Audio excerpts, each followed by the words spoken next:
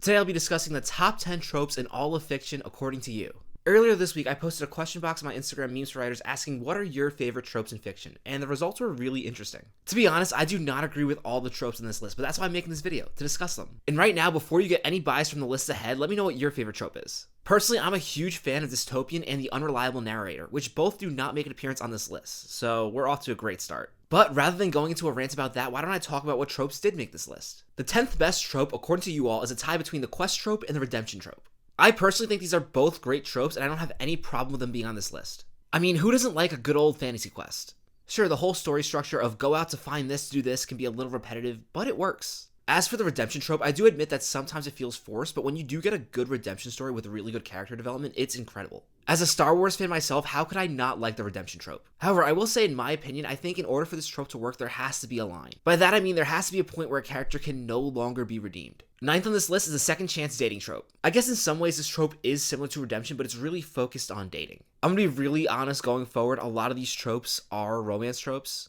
With the previous list about the 10 worst tropes that I made last week, there were a lot of complaints that there was a lot of hate towards romance. And I guess it makes sense why some people thought that. I mean, I'm a sci-fi author and I'm not a big fan of reading romance, so people just assume that all my followers also don't like romance. That is not the case. The majority of the previous list was not people who read other genres hating on the romance genre, it was actually people within the romance genre hating on other tropes within the romance genre. And to be honest, the pregnancy trope being number 2 totally gives that away. No sci-fi readers or mystery readers are complaining about the pregnancy trope. And let me emphasize really quick that the point of these lists is not to hate on other people's reading interest. If you like some of the tropes on this best trope list, that's great. But if you like some of the tropes on the list last week with the worst tropes, that's also just fine. Going back to this list, I don't think there's anything wrong with the second chance trope, but I really don't think it's a top 10 trope. Now don't get me wrong, I think it can be written really well, but a lot of times I feel like it's pretty shallow.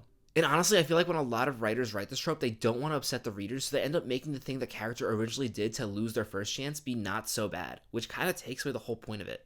Either that or the reason why the couple broke up or never got together in the first place is so stupid I can't help but just roll my eyes. A lot of times I feel like this boils down to a character with commitment issues trying to overcome their commitment issues. And for that reason alone, I definitely think the redemption trope belongs ahead of this trope. To be perfectly honest, I think a lot of tropes belong ahead of this trope on this best tropes list, but redemption is a trope on this list that I definitely think belongs higher. Now the trope you all selected as the 8th best trope is the chosen one. Ironically, you also chose the chosen one as the 8th worst trope in the previous video. I think people either love the chosen one or they hate the chosen one, and that's totally fair. As with a lot of tropes, done well, the chosen one trope really works.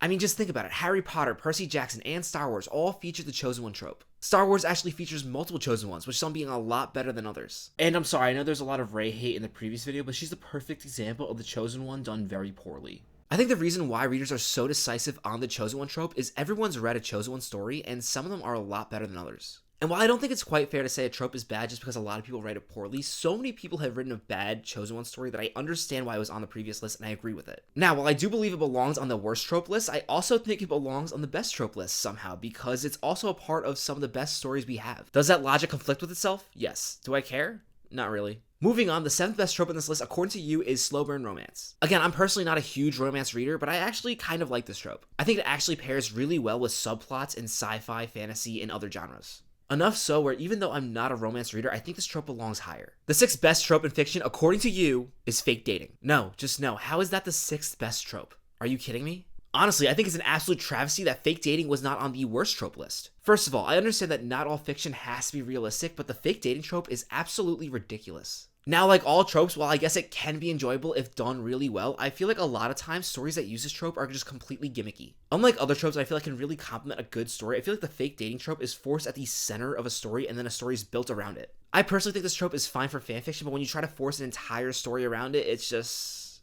I don't think it's good. I'm sorry, fake dating is not one of the best tropes in all of fiction. In 5th place, helping me restore some of my sanity, we have the grumpy sunshine trope. If you're not familiar with this trope, it's when a grumpy character has to interact with a more upbeat, happy character. I personally love this trope when it's an older, reluctant mentor who has to take on a younger, more upbeat student. This trope can also work really well in romance stories, although I prefer the mentor stories. And I think what makes it work so well is you get a good contrast between two characters. The 4th best trope, according to you, is the villain-hero team-up. I actually really like when a hero and a former villain have to team up to take on a greater adversary. I also like this trope even better when a hero and a villain have to temporarily work together to accomplish a common goal. I would argue that maybe this trope is a little too high on this list, but I like that it's on the list. The 3rd best trope in all of fiction, according to you, is friends to lovers, which...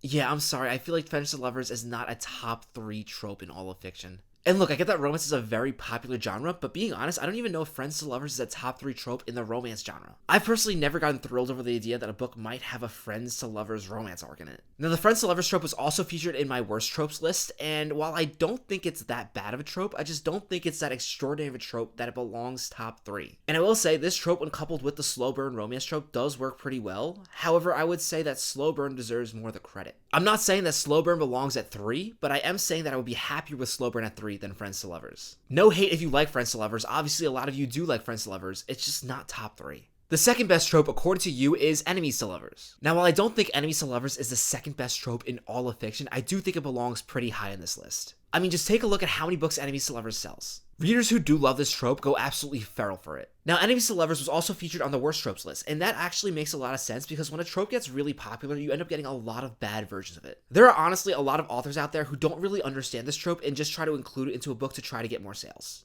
Look, that's sad, but it's the truth. Tropes are very marketable. That being said, why I like this trope being on this list is when enemies to lovers is done well, it really brings a book to the next level. The enemies to lovers trope seems to have immense potential, while the friends to lovers trope and fake dating trope do not. And I will say, another reason why I think this trope is so good is it works really well in other genres. Unlike other romance tropes such as fake dating, enemies to lovers is not limited to romance books. For example, I think it also pairs brilliantly with fantasy, which is why, while I wouldn't personally put it at number 2 on a list of the best tropes of all time, I understand why it's number 2. And finally, the number 1 trope according to you, which I have no arguments with, is the found family trope. I feel like you'd honestly have a hard time making an argument against this trope. Not only is this an incredibly wholesome trope, it's also hard to find bad examples of it because the trope kind of forces you to write it well. This is also a trope that I don't really seem to get tired of because you get so many different unique groups of characters that find each other. And just for the record to show just how beloved the found family trope is, it received 1/3 of the votes. And to be honest, I'm just really happy it did because if another trope such as fake dating got first place, I honestly think I might have crashed out at the end of this video. Now that you've heard the entire list of the top 10 best tropes in fiction, at least according to you, let me know what you think about it. Actually, I guess it's the 11 best tropes in fiction because there are 11 stories in the list and there's a tie at 10. Regardless, let me know what you think about this list in the comments below. Was your favorite trope not mentioned? Maybe you think a trope was too high or too low? I would love to hear your thoughts. Thank you so much for watching this video. If you haven't already, please be sure to like this video and subscribe to my channel. Thanks for watching.